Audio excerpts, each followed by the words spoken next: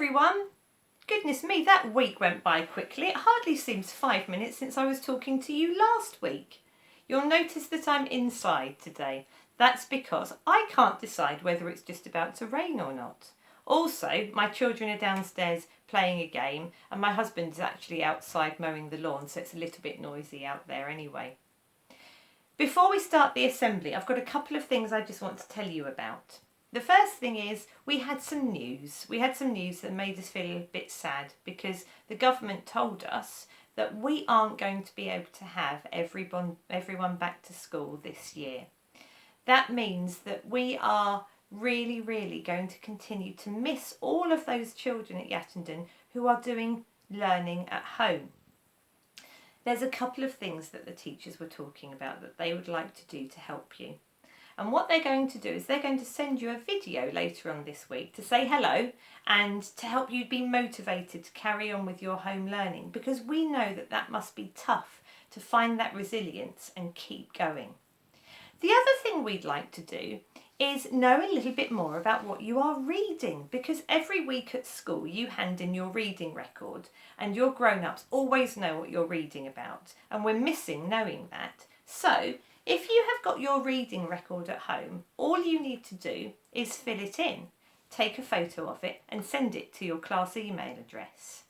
Now, if you have lost your reading record or you just don't know where it is at the moment, don't worry, it's no problem at all. What we've done is we've made a sheet for you, and I'll send this sheet out when I send out the notice about this assembly. And all you need to do is print out the sheet and fill it in, take a photo of it, and then send it to your class email address on a Friday. Now, if you haven't got a printer at home, don't worry at all. All you need to do is write out what you've been reading on a piece of paper, take a photo of it and send it to your class email address on a Friday. We don't mind how you send it to us, whether it's in your reading record, on the sheet or on your own piece of paper. We're just really keen to know about what you've been reading. And when you send it to your teacher on your class email, you'll get a little response to tell you how proud they are of you carrying on with your reading. Now, this week's assembly carries on from last week's assembly, where we started to think about the meaning of life and how the meaning of life isn't as complicated as we might think. The meaning of life is all about finding problems that you want to solve and solving them and making you feel really good because you're part of that solving of these problems.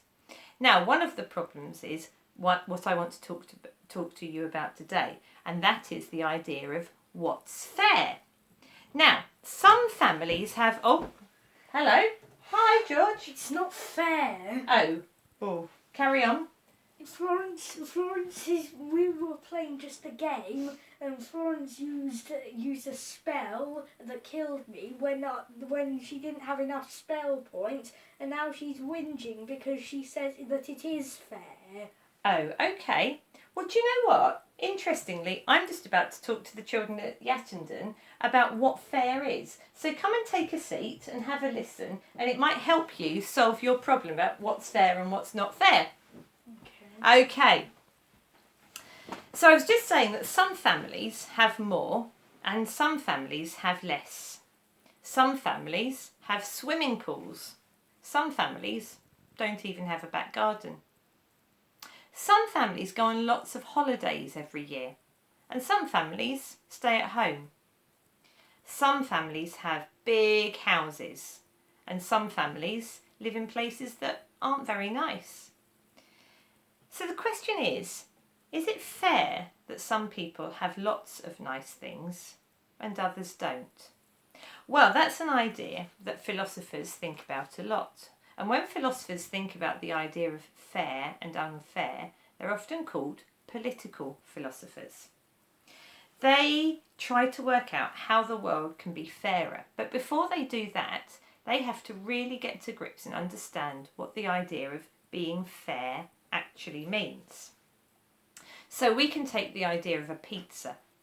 If you've got lots of people who want to share that pizza, then it's pretty straightforward to be fair, isn't it?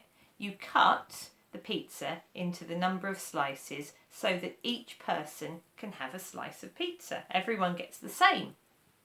Now, if you were in charge of the world, You could do the same with money and houses and nice holidays, couldn't you? Would it be fair that you gave everybody exactly the same? Well, you'd think so, wouldn't you? But maybe it's not, because you see, some people work much harder than other people. And some people have lots and lots of ideas that help people. So you might argue that maybe it's okay that they get a bit more. What if some parents are really quite nice and other parents aren't quite so nice? The nice ones, they really, really help their children. They're kind to them, they listen carefully, and they take them on interesting trips. Would it be right if somebody else said, look, it's not fair that your parents are so nice, because some people have parents who aren't quite so nice, so you should be less nice to your children? That sounds a bit odd, doesn't it? Is that fair? What about if you were really good at maths and I came to you and I said, look, you are really good at maths and there are some other children who aren't quite so good at maths. So what I'd like you to do is miss all of your maths lessons for the rest of the year so the other children can be as good as you. Would that be fair? What about if you were a fast runner? And I said to you, oh, you're a really fast runner, well done. The other children in your class aren't as fast as running as you. So what I'd like you to do is wear these really heavy shoes. Would that be fair? Well, the other children could run as fast, but you would have the really heavy shoes on and you wouldn't be able to run fast at all. So maybe the idea of trying to make everything the same doesn't really work, and we have to accept that there's going to be differences. And maybe the idea of being fair is thinking about how big or small those differences are. So let's imagine this. Before you were born, you got to float above the world and you could look down and see all of the different families and how they were living their lives and what they were doing. You could see this house down here and that house down there. And you didn't know which family you would be born into, which school you'd go to. You might be lucky, you might get a really, really nice place, and you might be lucky and get one of the worst ones.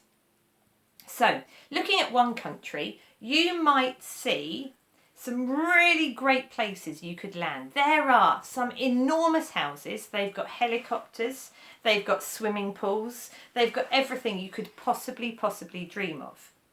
There's 4 of those houses in that country. And then you look at all of the other families in the country and you see that they hardly have anything. They go to schools that are kind of crumbling and they live in houses that don't even have electricity or running water. The chances are you could end up with something horrible. And that country doesn't seem very appealing, does it? And then you go and you have a look at another country. And in this country, there are quite a lot of quite nice places. No one's got a helicopter and no one's got 2 swimming pools. But there are hardly any really awful places. Even the people who don't have the really great ones, they have enough. They do have electricity. They do have water. They have enough of what they need. Their house might be smaller, but it's still okay. There is a school, it might not be quite so good, but it's not that bad.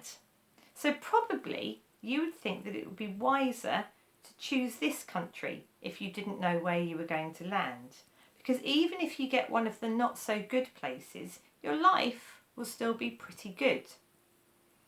Thinking about countries like that, it's a pretty good test to think about how fair a country is. Total equality and fairness might not be possible, and not everyone will have exactly the same.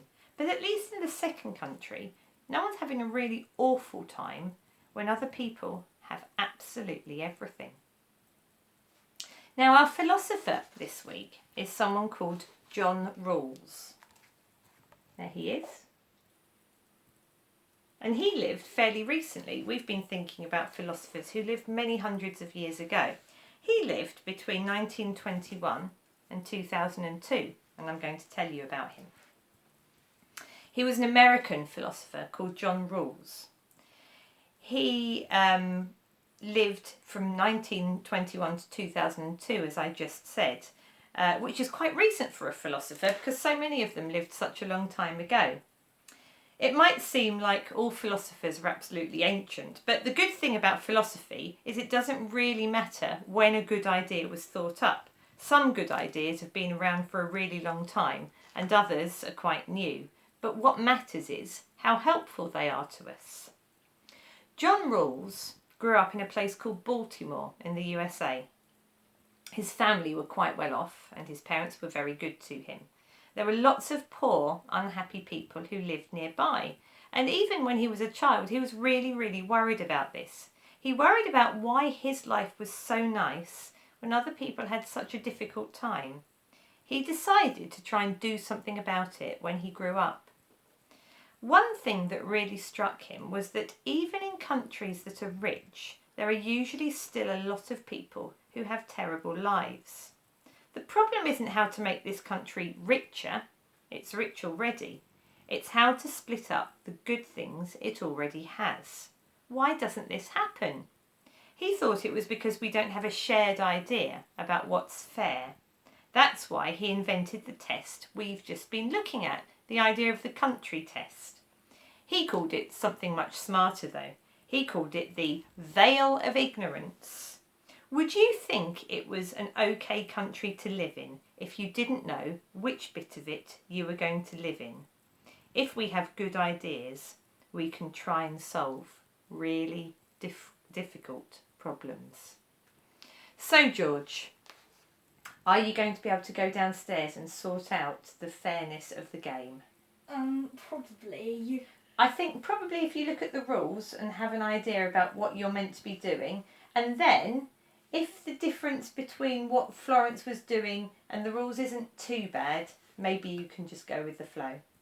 Okay, but I've still died though.